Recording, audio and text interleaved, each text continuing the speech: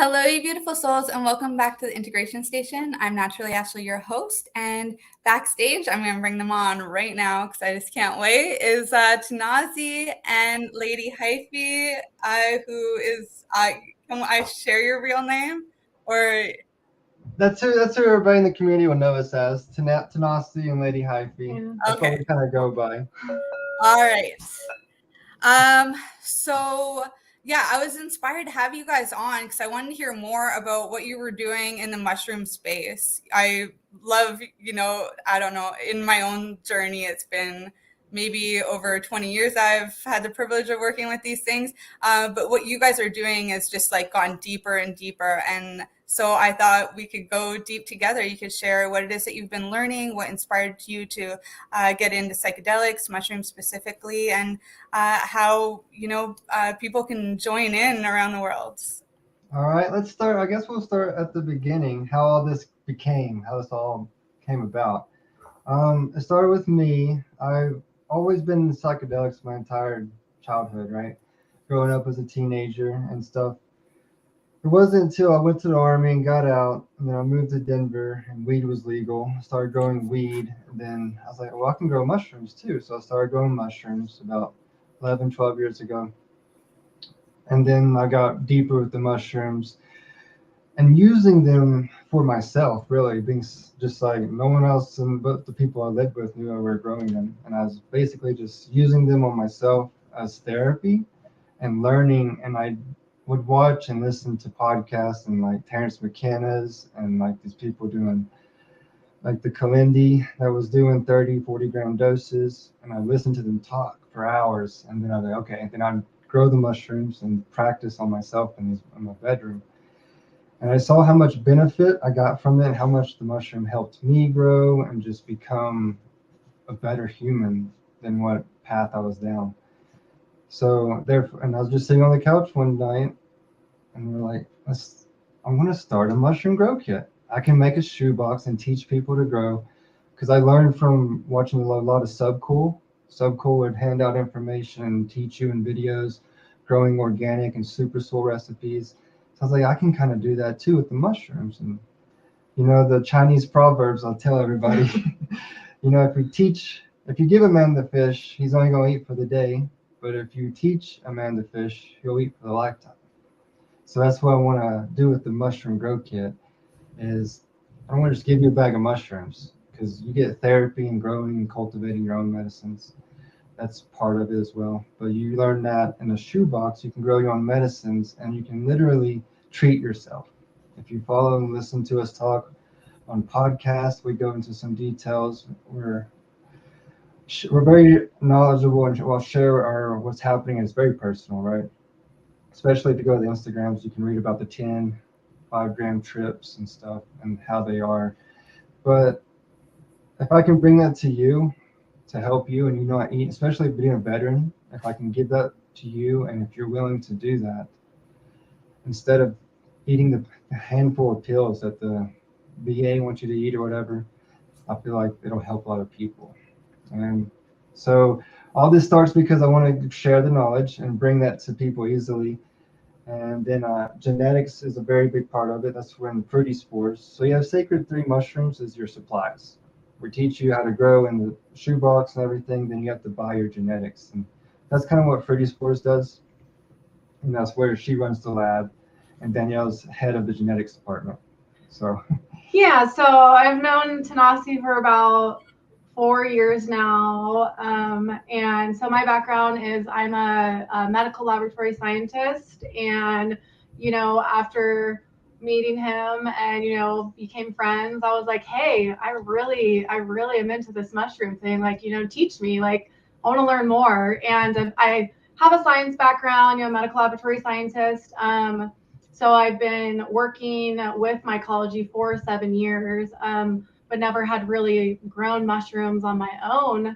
And so when Tanasi brought me on with Fruity Spores, that's where all the genetics started. And it's just been, full lab, everything going on, and all the genetics from, your life culture plates, your liquid cultures, just pretty much everything. Because when it all comes down to growing, it's literally 70% is genetics, and then 30% growing conditions. As long as it's above freezing, you're going to have at least some mushroom spot, no matter what your horrible conditions you can put it through. But as long as you have strong genetics, it allows for that to happen.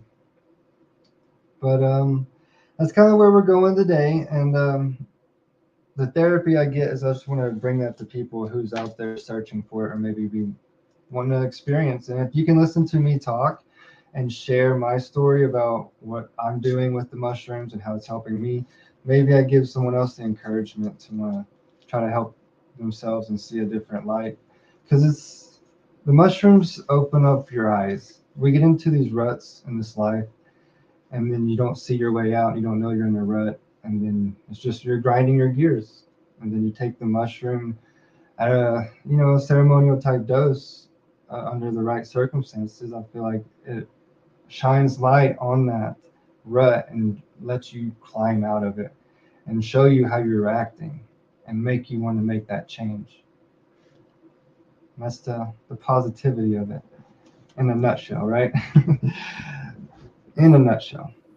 Yeah. Oh my gosh. And like I see even the Terrence McKenna weaved in there, they were putting out ways to make it so that people could start growing at home and show how easy it is. And even the only experience I really have growing, and I'm glad that I have it, is through grow kits that were available in Canada. And I tried a couple different ways, but I never really did what Steve's doing here, what you guys are doing with the genetics. Like I find it, for me, it's the beauty and the art of it all, but like to go in scientifically, my mind doesn't grasp it in the same way, but I can still talk about the spirituality or different things more, but it's somehow it all really comes together. And I love that you guys are making this so accessible to anybody that's willing to do it and in an easy way. And that's the goal, right? To make it easy for anybody who wants it. Because out here in Colorado, we did the big psychedelic science show, and it shined a big light for me to see that what direction this is going for when it comes to money and these big time corporations that are going to come in. They've already built the basis for ketamine. So it's legal ketamine. You can go, it's like $5,000 or $6,000, I believe the lady said, for 6 sessions of ketamine.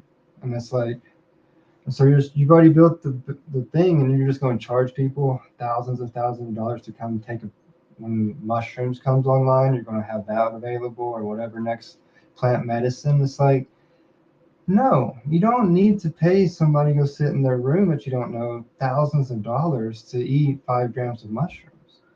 That's ridiculous. And just to comment on that, it was so fascinating to see how many medical doctors, psychologists, psychiatrists who were buying our genetics, buying our kits, and would say to me, I am going to grow these at home for myself because I am a believer in plant medicine. And these are, psychiatrists, what do they prescribe? Medicine for people. And, these psychiatrists are sitting there telling me, like, I'm going to grow these at home because I want to take them and I want to be able to give them to my patients and be able to say and use therapy with it and say that it is a safe way because, within the scientific part of it, there are all these different alkaloids that they're discovering that will literally bind. Norpsilocin is one of them, and it literally binds the same receptor that an SSRI binds.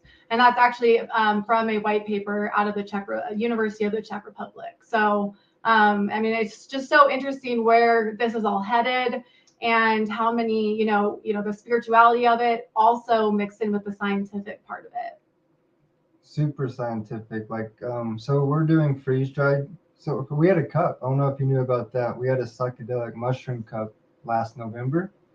There was like 512 people entered their mushrooms to be tested through this lab. And we were able to see what type of substrate they used, to their drying methods, and how they stored it, and then see these the percentages. So there's a huge database that's being collected by this lab, Altitude Consulting, which we're also we go to them each month with the samples, and we're doing testing on our own. And I was just ran one through the freeze dryer versus air dry, and then you could see what percentages of psilocin psilocybin is happening, and the breakdown is very visible. Pretty cool knowledge that we're seeing, and that's something. So when you're taking 10 grams of this mushroom that's tested, it's like there's different ratios of psilocybin, psilocin, and that's kind of deterrent on how the mushroom was dry. If there was a lot of heat involved, there's a higher psilocin content, which it hits you harder, faster. Your body doesn't have to break it down. And is that something you want to have in that 10-gram mushroom? Do you want a higher psilocin? Do you want like a very high psilocin with a little bit of psilocybin, or do you want extremely high psilocybin with a low psilocin? There's like, so that's where we're kind of at now with this testing phase, because we're both doing big doses. Now we're testing the mushroom. Now I have test results for these mushrooms. Okay, now let me go eat 10 grams of this mushroom that tests at this with a high psilocin and see what that is compared to the one with lower psilocin. And yeah, because it's very interesting. Yeah, because we've had a lot of discussions about, are people, there's so many people who are huge in microdosing right now, and, a microdose you're not supposed to feel. So with, we've been talking about with these, just with the larger doses, do you want that higher psilocin content so it hits you quicker? It may not last as long because your body's not having to do the conversion of it. Or with like a microdose, do you want a higher psilocybin content so it takes longer for your body to convert the psilocybin into psilocin, and so that can last longer throughout the day for these people who are using microdosing to help treat anxiety or depression, PTSD. So I think that's like a huge conversation or topic that people are exploring right now. And that's, where I think testing is a huge part of it, it just shows you really where we can go with all of this. Oh. Yeah, no, I absolutely this breakdown, and then also with each genetics too, it's like people can start figuring out for themselves which specific methods, like when people are picking out in their own diets and in other areas of their life when they're doing the integration work too. It's like, okay, well, this is what I need for exercise. This is what I need for like breath work style and when I'm feeling certain emotions, and here's what I need for journaling practice. It's like it just helps with the breakdown of like this fractal level that kind of goes. So I get a lot of questions, and I'm not a medical doctor, so I cannot give medical advice, but I get a lot of questions just about on which variety of mushroom should I take because I have anxiety, or which variety of mushroom should I take because or so I can quit smoking cigarettes and nicotine or doing nicotine, and I always just try to explain to anyone who's asking that that everyone, their body chemistry is completely different, and a microdose or a large dose of a certain variety is going to be completely different with one person versus the other. So I always tell people, like, you really just kind of have to figure out what works best for you. And yes, I do think that the percentage of psilocybin and psilocin will have a similar effect, but for me, I love the Casper mushroom. That's just like one of my favorites. And I think it just works really well with my body chemistry. And I recently did a 10-gram large dose, and that was quite the experience for me. Definitely. We can get into large doses if you want to start talking about that. Let me hit on that too. I think there's a misconception that I talk to people about this a lot. I don't think this plays on your, like, people who eat mushrooms play, oh, my body weight or I metabolize things faster. I don't think this is working on that. I think it comes down to your body chemical makeup in these realms. Like actual genetic. Right, actual genetics. Like your DNA. I don't think it has anything to do with your heavy set, skinny body fat, or whatever metabolites. I think it's all DNA based in genetics. I feel like a lot of people like, oh I don't need as much because I metabolize faster or something. I'm like, no, I don't think that's actually true comparing to what I've done. I do think though that, there definitely are going to be people that are more sensitive, or people who are I taking think are that's large. okay. It's going to go on diet, on how your neurons are hitting, and maybe you don't take pharmaceuticals, so your receptors are all active, and things like that. I think play a huge part. Mm-hmm. Can we talk some more about that? Just, you know, on even a basic level, like what that would look like from, you know, who should be microdosing certain things, what are good strains for people who are sensitive that maybe want to work their way up, or and also, you know, who's right for a heroic dose and beyond, because you guys are, you're talking, you know, 10 grams, and you know, you Right. mentioned too, like 30, 40. There's like, you know, there's a lot of people that don't even realize that that is a real thing, or that you could do that. There's some people that still believe that they could die from mushrooms, and there are so many that are available that are medicinal and delicious and also psychoactive and really do, you know, track our DNA back down to the source. And you know, there's so much here. So please, like, share what you guys have figured out. So the best way I describe it to people, because everybody's making these crosses and they're trying to get these potencies up without actually having it sent to a lab and testing and knowing for sure. Any of your basic mushrooms with a white stem and a brown cap is going to be around your common, like your land race type strain of weed of a mushroom from whatever region it's from, coastal, whatever forest. But a brown cap, white stem is more about like a good micro dosing mushroom for someone to try and start with. I can find which one you like of that one, as opposed to trying to find like a penis envy or an completely albino mushroom. Those could be a little bit more potent. Maybe that's your microdose too, though. You may need a more potent, higher content for you. You might like that more than some people, but most of the time, I think people are doing the brown caps because they're mostly under 1% of psilocybin, is what the tests are showing us. But if you're going to do a big dose, you don't want to eat your lowest percentage, right? Like a golden teacher or normal brown cap white stem mushroom. You wouldn't try to eat 10 grams of those to get to these realms of the breakthrough or therapy that we can get to. Those are, we've only gone, that's why we're also testing, right? So we've gone down to 5 grams, and we know of a certain mushrooms, you can eat 5 grams and this will still happen on an empty stomach. Knows a recipe and whatnot. So. Yeah, so I can, give it an example. I have a friend who recently reached out to me, and she recently visited me, and she said there's something just so different about you, and I told her, I said, I've been doing these larger doses of mushrooms, and I've really been doing the work with the mushrooms though. And this person is was terrified of mushrooms, as like a psychoactive mushroom. And she said, she just hasn't been feeling herself and just not healthy. And, the doctors are trying to figure out what's going on with her. And, she said, but I think I want to try it. I want to try microdosing.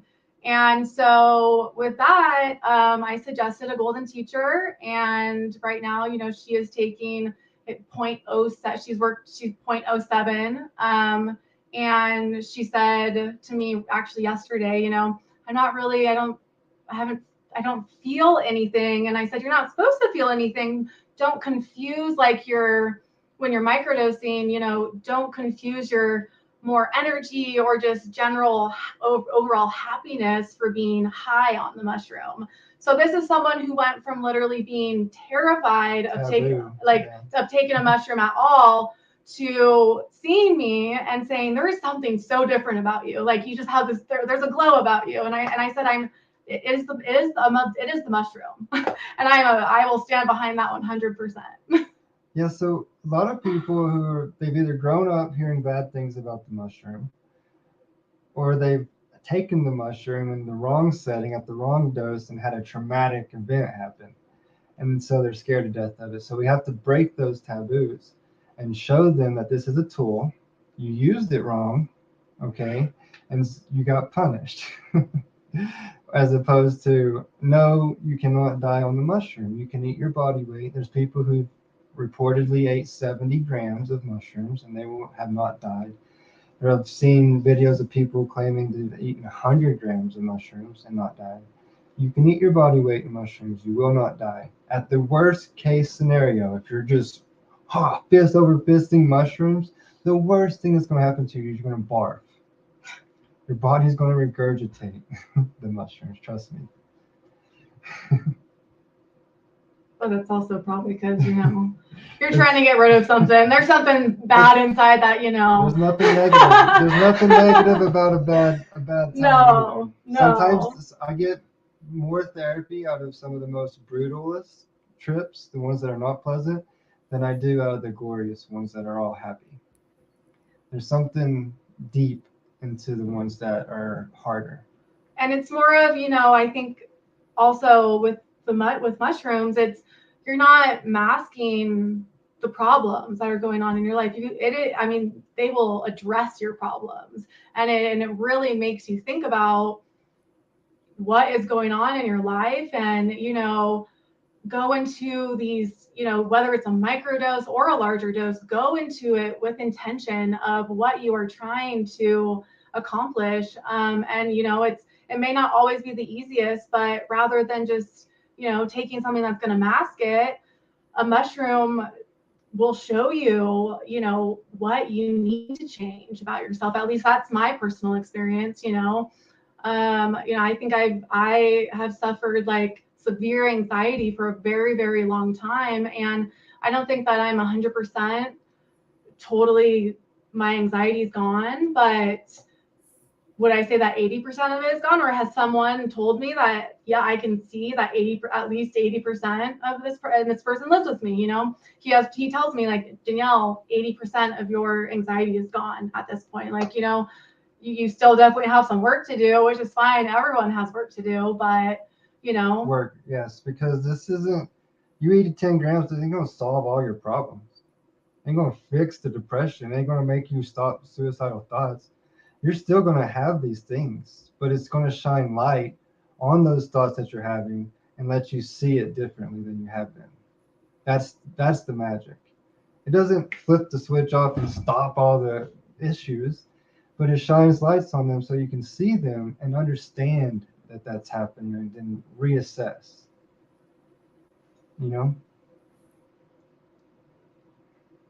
Oh, you're muted. It'll show you what work is yours to do, but you still got to be the one to do it, This is one of the biggest differences I noticed between doing the larger doses and the micro doses.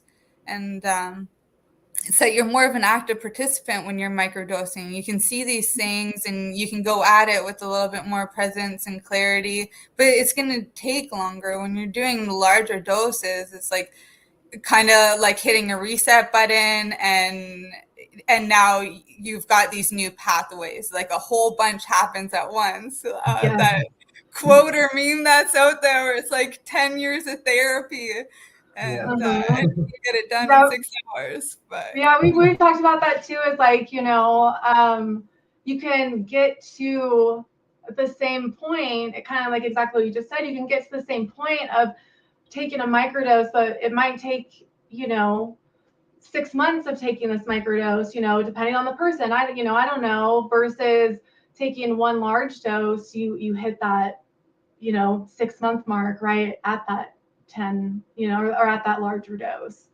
There's therapeutics in all of it, right? Mm-hmm. There's therapeutics in the microdose, but then to have the mindset change, it's a larger dose. And then there's also ranges in between that where it's therapeutic, like 5 to 10 grams is therapeutic. If you're trying to go 15, 20, that's more like space exploration type stuff. You're not really getting a lot of therapy there. So there's levels to it. Yeah. Well. And you don't know that because what I want to be able to do is say, okay, if you grow this mushroom right here from our stock in this setup of manure, whatever, and you eat this much of it, this will work. This will happen. And if I, without giving you, having to have you test it and make sure you have the right percentage of psilocybin psilocin to make you hit those ratios, I want to be able to make it simplified for everybody, right? Because I don't want you to eat 5 grams of golden teacher and you're just sitting there tripping balls. Like I don't even enjoy that. I don't want to be at that spot. I don't like the feeling of just tripping balls like 3 or 4 grams. Now that I know what's beyond the door, I only want to hit that door and go through it. I don't want to sit here and just like, I'm kind of more freaked out about taking 3 or 4 grams than I would be 8, because I want to go there, within the mind. That was a Terrence teaching too. The only thing dangerous about these things is taking too little. But it's the fad, and what a lot of people are doing now is the microdosing because it's more convenient. Just like the problem with society is everything's kind of more convenient now.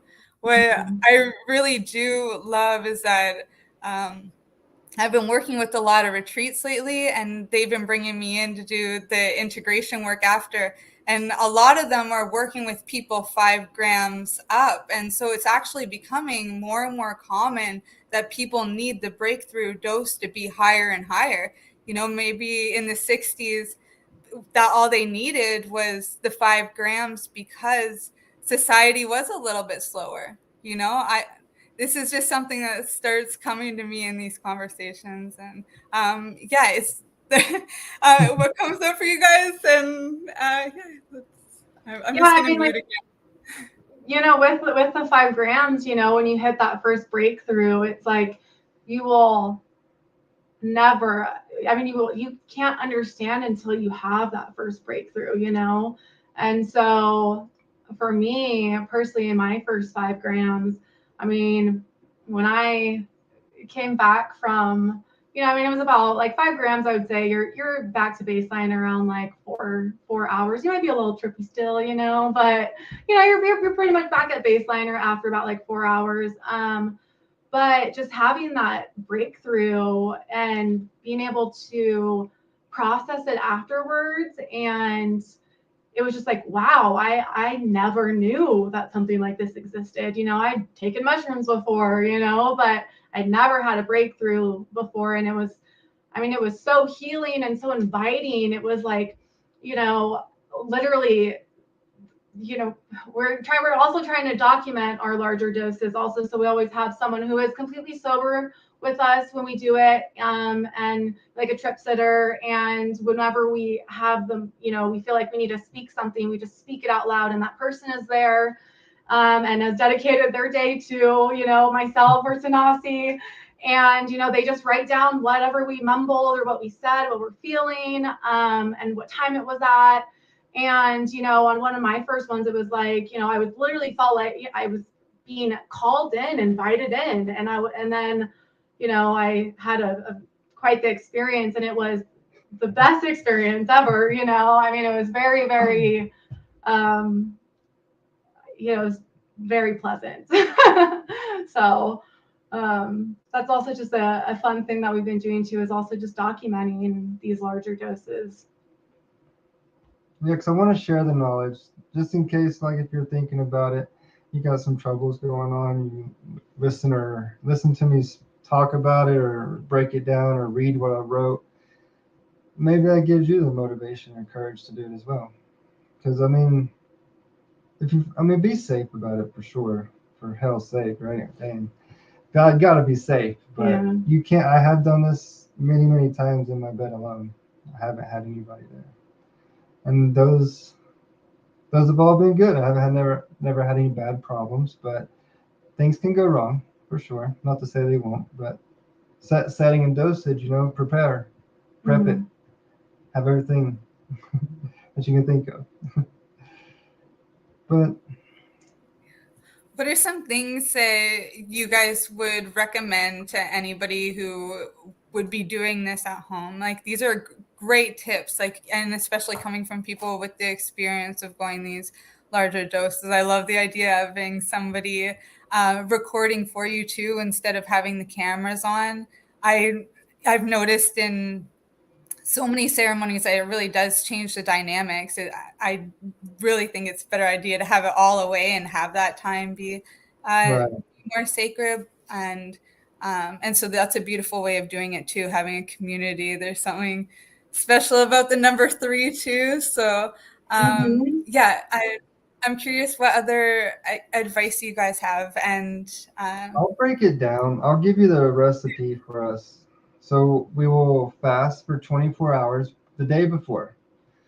The day before, and this is something we're hoping to maybe start a podcast on and record the day before you're fasting and everybody's intentions, all the way down from the trip sitter to the person taking them to someone who's probably thinking about taking them. We're all in the room. We're going to talk about it, do the big dose, and then the next day we'll come back into the podcast room and then hash it out and say what happened and share that knowledge.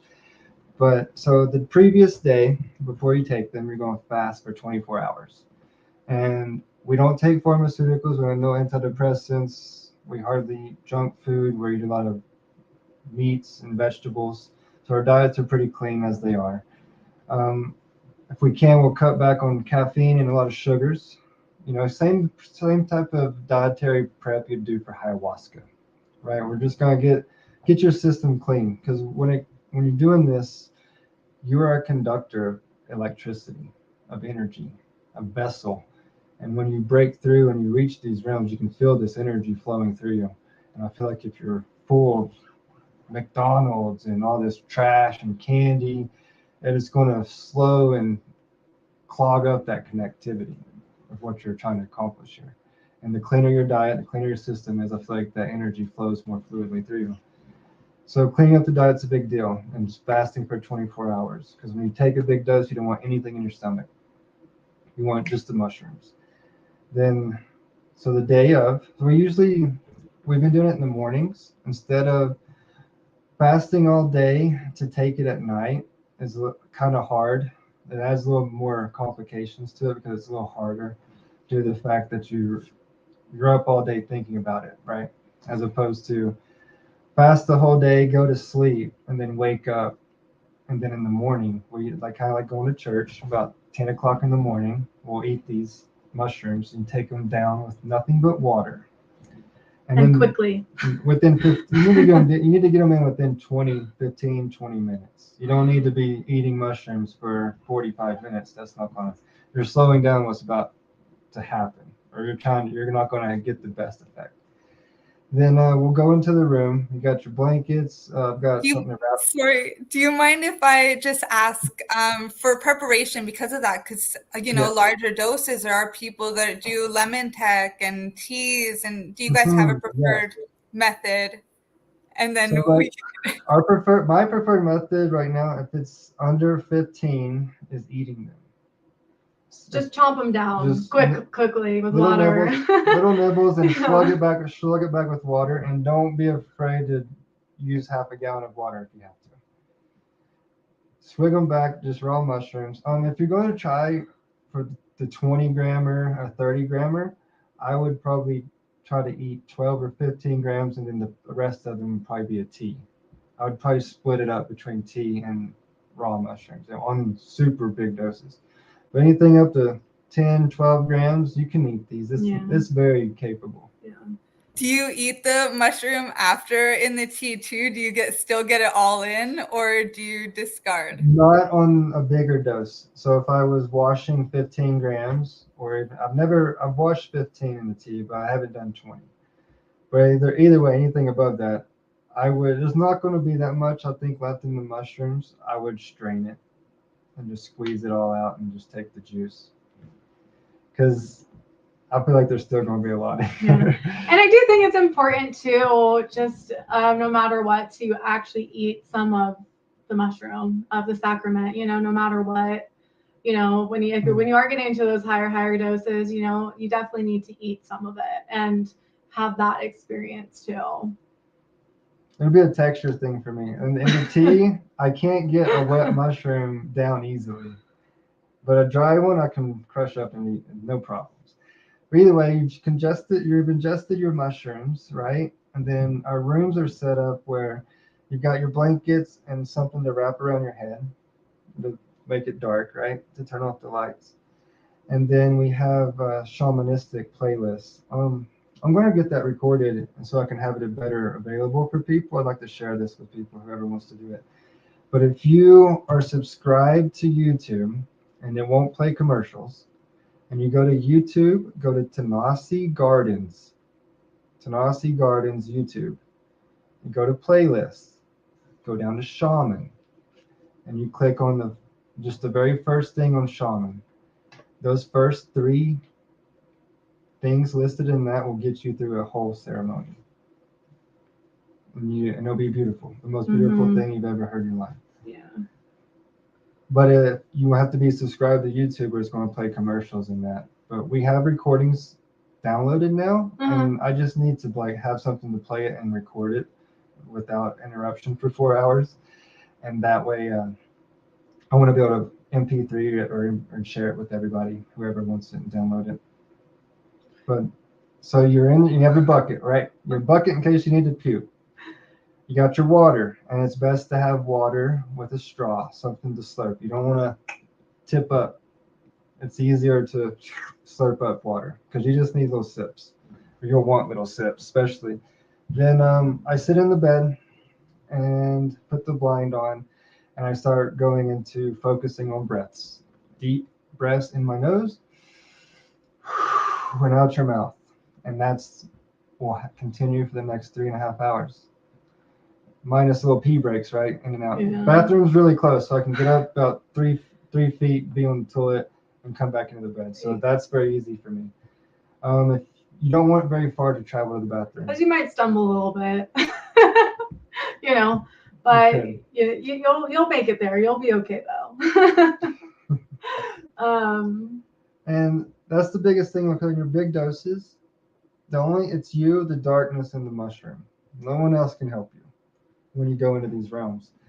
So in times of panic, when you're squirming, you're freaking out inside, you feel the panic, the panic and everything. The only and the best thing I can say for you is focus on your breaths. You can control the panic in your soul by controlling your breaths. Deep breaths in, deep breaths out, over and over, and you can slow down the panic in your soul and stop it. So yeah, there will be that's the best trick I can. There will be intense moments, and like Tanasi's saying, deep breaths and like letting it out. Like if you need to do some humming and woo, let it out. That is such a good thing. It's like you feel it inside of your body and your soul. It's just this crazy emotion and energy just coming out of you. Your breath is purging out all this energy, and whatever you can do to push it out. Oh man, it feels so amazing. You feel yourself cleaning yourself out. And I always tell people it's the Green Mile moment's happening. The Green Mile moment. So like when John Coffey's back in the cell from sucking the cancer out of the lady, I believe, and he splits out all the butterflies and stuff. That's like that is happening. You're like cleansing yourself. And I'm serious. Illnesses so 5 grams. I didn't feel the DNA connection, but on a 10-gram dose, I felt like my DNA was connected to the universe and I was being cleansed. And I feel like if you had an illness, I don't know if this could help, but I sure as hell felt like I could. If I was sick of something, like that cleansing that was happening was the most intense I've ever felt. Yeah. And that was the ODs. That was some aborts that were. We have the test results. We could actually share those. Know what the purpose is. That'd be awesome. I was curious, in listening, if that panic, maybe it's not the soul that's panicking. Maybe it's that whatever is in there that needs to be let go in the form of the purge. And the purge can be that like primordial scream or hum or whatever it is you're tapping into in that moment. It could be through movement. Like, you know, I've done some crazy things in those moments to just like go, because you have to. It's part of that surrender. And it is the medicine doing its work. There's starting to be more and more research into its the benefits in gut health and things like that too. And that's where serotonin is made, like all of that. So it's, I think, all part of that. And you are what you eat. So when we're getting these in us and it starts healing our gut, it's like this becomes part of you for a long time. And it's like reminding that old DNA too in this kind of fractal levels. Yeah, and it's like, you know, and you know, just it's don't fight it when you feel the need, or if your body's telling you that you need to purge something out, you know, don't fight it. Just, you know, that's why, you know, you might have a bucket next to your bed and you can just lean over and, you know, just don't fight it. If your body's telling you to do something, it's telling you that for a reason, you know?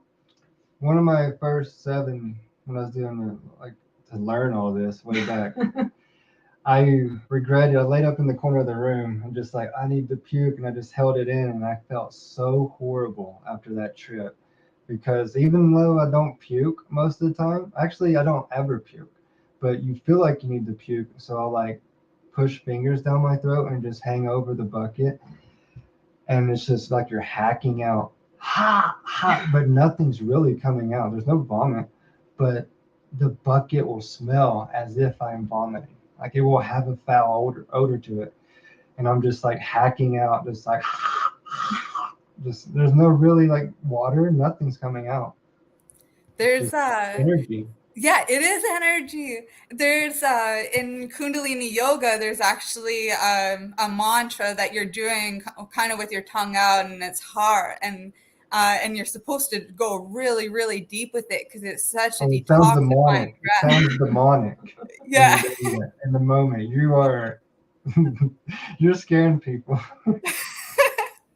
Well, that's why if anyone's around, that is someone that you love and you trust, and they're not going to judge you. They know what's going on, and they're like, oh, they're going through it right now. You know, it's okay though. Yeah. It's so important that that be part of the environment. You know, that's what the whole setting part is. And the, yeah, and then there's the mindset, and you know that's part of it too, is understanding that there is going to be this point of discomfort, this point where you have to let go of that need for certainty in anything because you don't have any control. So, Yeah. and it's kind of part of it. And if you can learn that in a psychedelic trip, and that's the only thing you get out of it is that this is for you, this is a good thing, then it's worth it. You know, I wouldn't like, 100%. there's no point in calling anything a bad trip because you can take that understanding into regular life. And it's like that with any lesson on top of that is a bonus for me. Right. I don't like to hear bad trips. I don't think there are bad trips.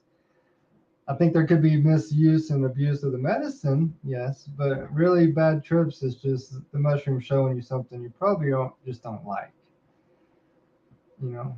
It's just hard at the moment, or you know, but it's not necessarily bad. You're working with it, you know. I mean, you really are just working with Prep work too. I couldn't imagine being at a concert and eating 7-8 grams. Well, and that's when you which hear about hear people doing, which is just like, and that's, how are you standing up? I don't understand. How did you do that? Yeah, because people, and they're like, oh, and that's when you hear the people say, oh, I will never take it again. I will never take a mushroom again. And I'm like, well, when was the last time you took a mushroom? And they're like, well, I was, you know, at this concert at the Mishawaka, and I just ate a handful, and then, you know, I didn't know where I was. And I'm like, well, okay, that's probably why. It was, you know, you definitely were not in the right setting, you know. And the, you know, like the preparation for it, my last 10 gram, I had it written on my calendar that's on my fridge. You know, it was also the same day as Terrence McKenna's birthday. It was the day before my 31st birthday because I was planning to have like a full reset. So it was to turn 31. And you know, I looked at that every day for like a month. and just like knew I was going to do it that day. And even that morning, you know, I woke up and my boyfriend looks at me and he said, "So are you really gonna do this morning?" I said, "Yep, absolutely, I am. You know, it's been on the calendar. I've been preparing for this. You know, I'm mentally prepared for this." Yep, because you had done all the work. She had cleaned her diet up, no alcohol, pretty much sugars. And you do this, you fast for 24 hours, which isn't easy, right? No, that was not easy. And then you've already done the prep work, and then you just have to eat the mushrooms, which is also determined. Okay, I guess there's another step. So you eat the mushrooms, which also takes your strong will and determination, right? And then the last one is to lay in the bed. You have to have self-control and know that you're here for a reason, and to lay in the bed and not jump up and run through the house and have all the lights on and trying to write in a book and paint, watch a movie, whatever all that distraction is keeping you from the big deal. Because when you go lay in that bed and you put a blind on, the show begins. Mm-hmm. You're at the cinema now. Close these two and open that one, right? And it is such a part of it. I think my body's kind of done that naturally. It's like just have to disconnect as kind of a coping mechanism or something like that. It all becomes kind of too much stimulation, and it is part of it that you do have to withdraw. And then there's also, you know, kind of like emotions of coming back in like over time too, when you get more of that like euphoria. But yeah, please, can you dive more into that process of like now we're laying there and now like I didn't mean to distract from that, but now we're laying there and we're going inward. You know, what is it that normally would be coming up? Is it I take in so I try to think of like 3 to 5 things or my intentions for this ceremony. And it could be as easy as like my last ones. Or one always is anger. I always want anger on that list to assess in that situation. And kind of like when you've hit up about an hour and a half in, you're like, okay, start asking yourself your questions. Why am I so angry? Why am I so pissed off all the time about this and that? And then after a couple of, delegations, the mushroom does its thing. I also see a lot of battles in there. It's like, oh, the mushroom ain't going to show me nothing. It's not going to answer my question. It's not going to tell me what I want to know. And then it takes another couple hours, and then bright light, boom, here's your answer. This is why you feel this way. This is why you're in this rut. This is why you're thinking wrong. And it shows you, and it takes the whole process to kind of figure that out. So I do have intentions when I will go into it, things I want to think about or work on or ask in those times. Mm-hmm. I think that's what anybody can do, is just write down 3 things that you want to ask. Why do you do this? Why are you this way? And see what comes up. yeah. And release expectations of having anything else like attached to it. As you were saying, like you don't need to be, that's not the time to be doing art and having all that kind of stuff out. That's like put away those kind of distractions. They're distracting. Exactly. Yeah. I mean, that doesn't mean in the moment, like if you're, feel like I do make sure that I have space that I can like move my body and do things like that. But again, it's like, it's just me. And I think that that's really important. Do you guys have other people in the room? Do you ever do ceremony together, or people with you in like all together? Or do you have space where somebody's waiting in another room? How do you do that? Or what's been your the preferred most recent ones has been she's either at her house or for both the same house. We both have our own rooms. So she'll have her own bed in the room, and her boyfriend's documenting, and then my wife's documenting mine. So it's kind of separated, and it's pretty cool to see what she writes down and what we write down is almost identical at the same exact time, like when you're breaking through and stuff. And I'd done a group of 4 on. We took an ounce and split it in a tea, and everybody broke through on it, and it was a house of insanity for about 4 hours of where no one. I don't know if they truly fasted for 24 hours. I just asked them to fast for 24 hours and come over at a certain time, and we would take the tea. So I don't know if they truly fasted, but they definitely could not sit down and lay down in the bed. So they were up, running through the house. Every light was on. One guy was trying to write down in a book and just kept asking questions over and over. And his girlfriend was smashing grapefruits and pomegranates into the floor. And there's just a house of insane asylum is all I can think about. It's like if you go to like a One Flew Over the Cuckoo's Nest, where that scene where everybody's just going crazy, one dude's screaming into the window, the other guy's just shouting in the corner and just like losing their minds. That's exactly what was going on. If you don't follow the protocol, you are a full-blown mental case. If you are on 7-10 grams of mushrooms on an empty stomach and you are running around the house or trying to go into the streets, you have a highly chance of going to the hospital or jail. Or someone's just going to be like, what's wrong with you? Someone's going to ask you what's wrong with you because you're going to think you're acting normal, I guess, but you're not. Yeah. Well, it just kind of just brings you back like full circle too, that, it really is it should just be you and the mushroom and you doing the work with yourself, rather than having it, I think, there are big ceremonies that happen, but when you place the intentions of it really just on yourself, you can forget about all of that, and you are like, okay, I'm going to have the self-control to just be in this spot and be within my own mind and not, forget about everything else around me. And that is one of the major like therapeutic parts of it. Yeah.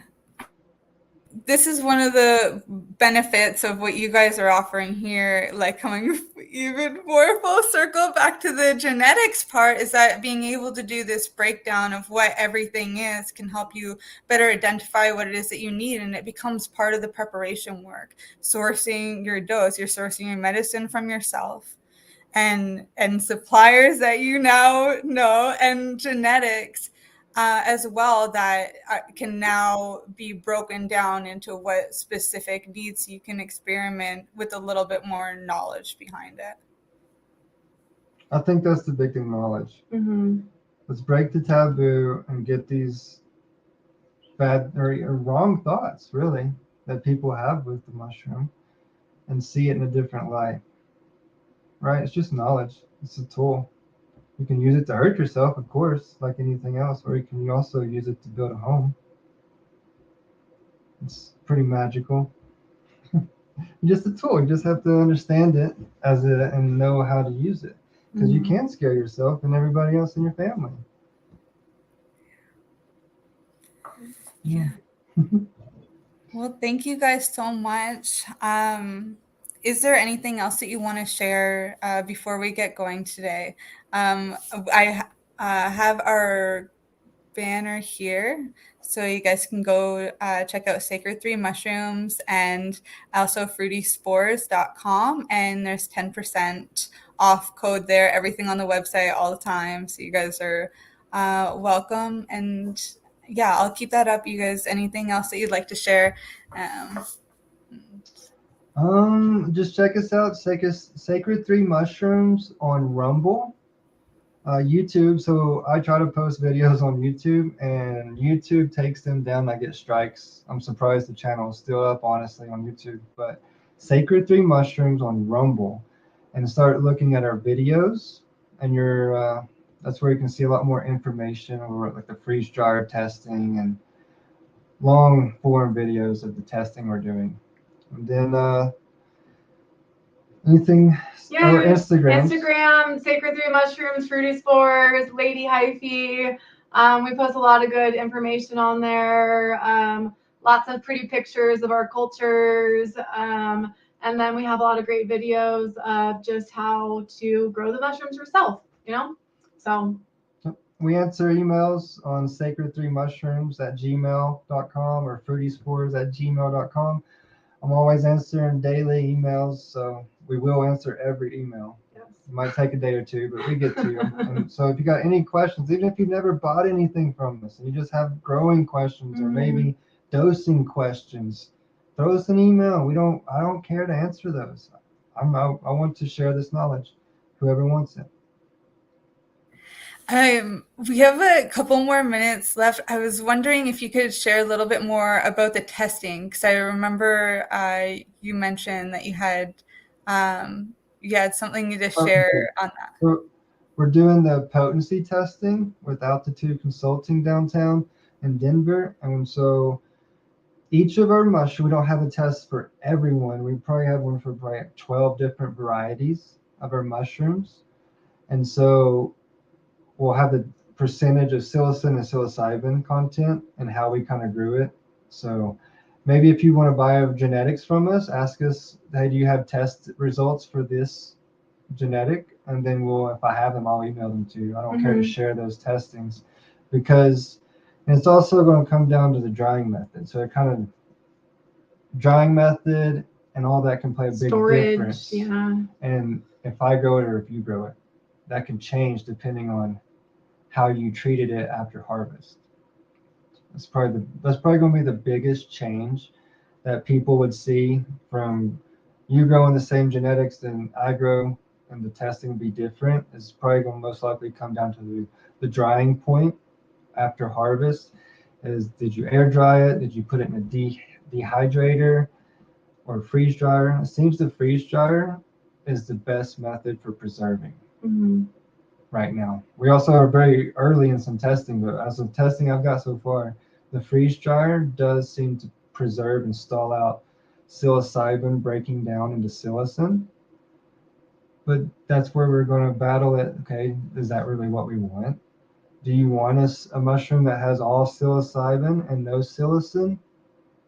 Or do you want a mushroom that's been air dried that has a little bit of psilocin because of the heat of drying? And a little bit, because the psilocybin does drop a little bit, but not too much. And psilocin is it's very unstable molecule, so it will degrade super quickly. So that's why on an air dried mushroom, you will see usually a lower content percent psilocin versus psilocybin. So. And that's where I want to test, because I want to know the psilocybin. Although there's still high psilocybin, which is good, and the way I dried this is rose the psilocin up. I'm curious, is there a method, because the pain. Because to test off this, we had some old dirties that had like a 0.09 psilocin and like a 0.13 or 1.3 psilocybin. I don't know if that makes sense to anybody, but it does to me for now. That 10-gram dose hurt so bad. The come down, like hour 5, hour 6 after eating them, I was in excruciating body pain. Like the base of my neck, top of my spine was just aching. I had a Theracane in there. I was just for hours just massaging my neck and my back because it just hurt so bad. And that's where I'm going to want to do the most testing on. It's like I want to eliminate that from happening. So did that happen because there was a high psilocin content? And I got there real hard and quick and fast, but did my body reach a threshold of psilocin at that, as much as it can take or whatever? I breached a threshold that caused it to overdo and maybe cause pain.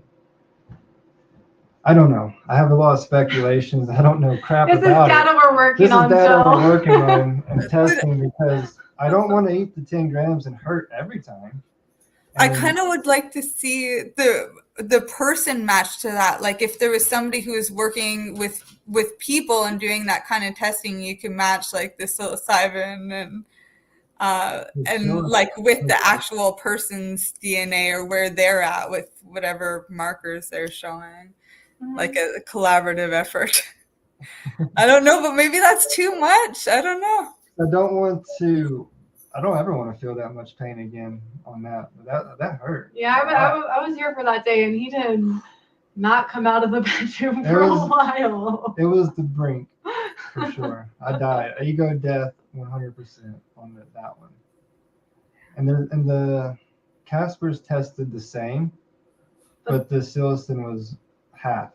Mm-hmm. As much lighter and fluffier. She ate those on 10 grams and didn't have that much pain. No, and I definitely did not have an ego death on 10 grams of Casper. So she doesn't feel like she got as far as I did with that high psilocin content, but she didn't have pain. Yeah, so interesting. Very interesting data, and that's follow us on Rumble. I'm gonna keep shooting videos and talking about these results, and then we'll also describe our trips and what we're taking and kind of break that down. It's all scientific knowledge, right? Yeah. Even if we did extract it and you had pure psilocin, maybe the dose is a little of this, a little of that, not just all psilocybin. We don't know this.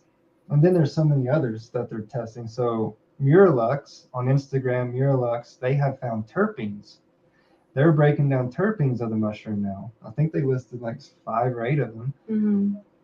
And of course, so like the same with the CBD and the cannabinoids, they're going to do that with the mushroom. We've already got baeosystems, in which the natalensis. So you have cubensis, right? And then we have the natalensis, which is its own little species or family or whatever strain. That one has a 0 psilocin on the test, psilocybin and baeosystem. So it's hitting a baeosystem instead of psilocin. So and a lot of reports on those trips are very pleasant. Mm-hmm.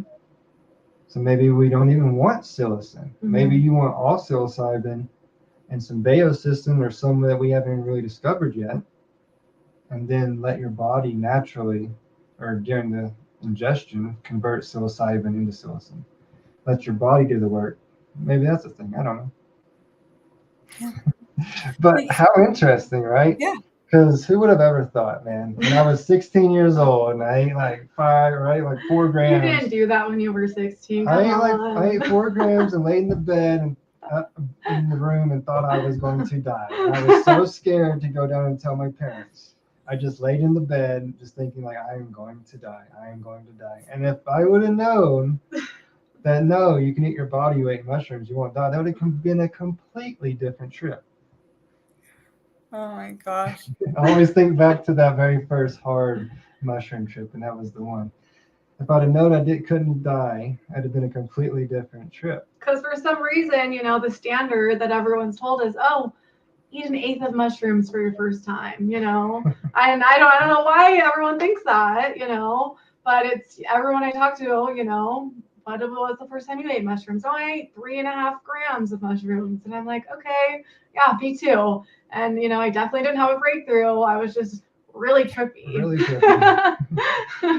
That's the fun about this test. That's why I'm so damn excited, because it's not just eating mushrooms and tripping no more. Okay. We know if you eat this percentage of psilocybin, this mushroom at this many grams, you're going to have this experience, this religious breakthrough, spiritual moment. Mm-hmm. And that's the goal, right? I want everybody to experience that at least once. Even if you hate it and it's the worst thing you've ever done in your entire life, you need to see this at least once. Yeah. Right? Everyone? Yes. It's a human right. Yeah. It's crazy that it's been villainized. Cannabis, for some reason, it's like it doesn't grow everywhere. People are taking it back and growing it everywhere and, helping it survive. But mushrooms literally still grow on every continent naturally. They couldn't take it away. But it's part of the actual planet with the mycelium and everything. It connects everything, including us. But, at the same time, it was villainized and, and made to be scary. And even now, there's corporate punishment and like all that kind of stuff. It's crazy. But it's beautiful what you're doing. You're bringing it home. You're making it, a safe and sacred thing. I really appreciate that and all the work that you're doing. And another thing, I'm realizing in listening to you guys bring the science into all of it. And one of the ways that it really does come together is, life gets a lot simpler when we can look at the data instead of the drama of it all. And so the more data that you actually have, the more you know yourself, the more you know what it is that you're working with when it comes to, even these psychedelics being part of our nutrition. If we're working with them consistently in a intentional way, it really does help us get more out of it. And yeah. So thank you for being here. All you do, I'm going to make sure everything's in the links below and clickable. I'm also going to add in that shamanic playlist too. So anyone Sure, who's interested in the large doses can, just have a nice guide on the side for that I wild did ride. recommend to subscribe to YouTube. You don't want commercials coming on in the middle of that guy. But send us an email if you do not subscribe to YouTube. We will get the playlist out to you. We have it set pretty well for a larger dose, and it's beautiful music. Do you know what's really awesome if you guys own that YouTube? I really appreciate that you guys actually do all your own website, everything yourself. That's, it's amazing to be doing that.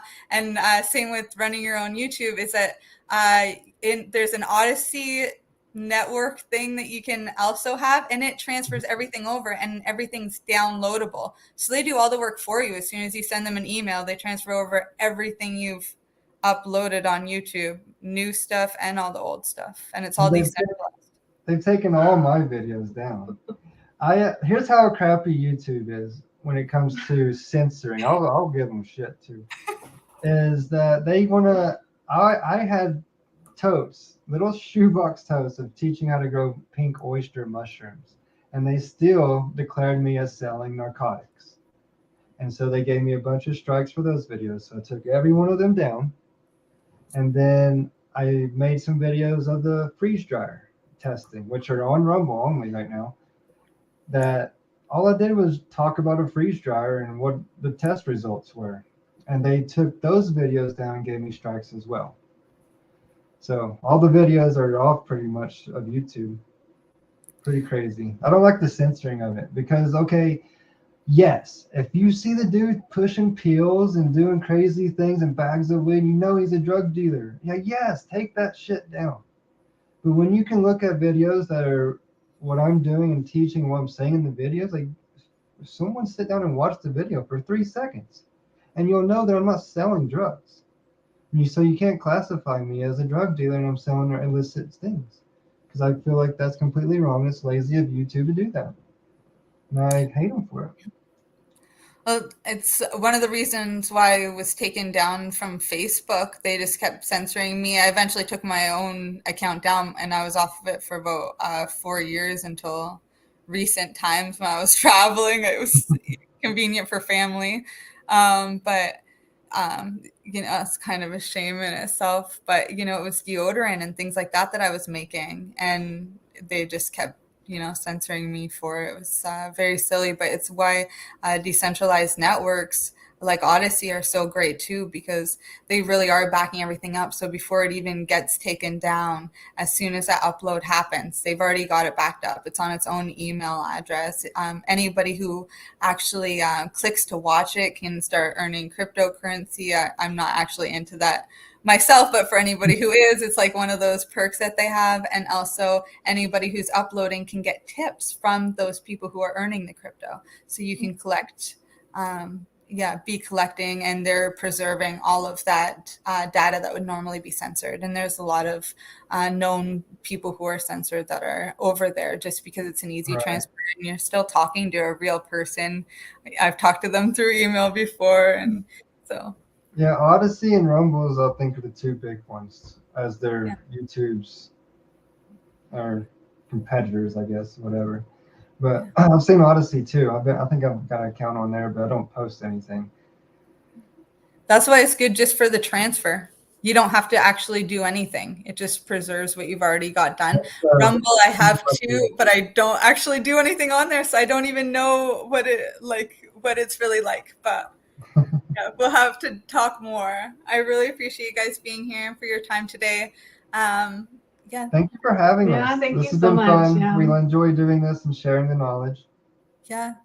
Yeah, absolutely. Maybe we'll do it again. I know Steve's doing more work on psychonauts too, and he'd definitely be more into like diving into all the scientific stuff you guys have going on behind it. And even for myself too, I'd love to know what you guys are doing in your own integration, how you're developing more into your career and things like that too, because you're building your life around something that's you've already had like such a significance in your life. It's a really great way of just being in reverence. I'd love to hear more about that too. So thank you. I'm really looking That'd be great. yeah, there'll definitely be more to come. Thank you guys. Thanks. Thanks